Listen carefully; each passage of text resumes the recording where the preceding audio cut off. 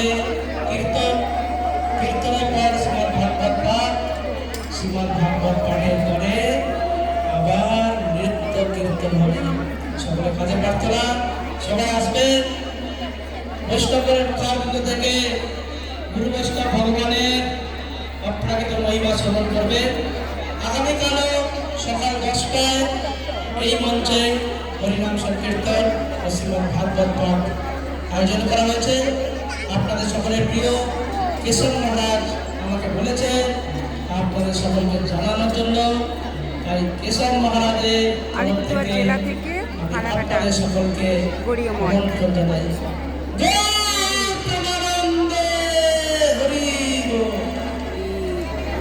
প্রভু প্রভু এদিকে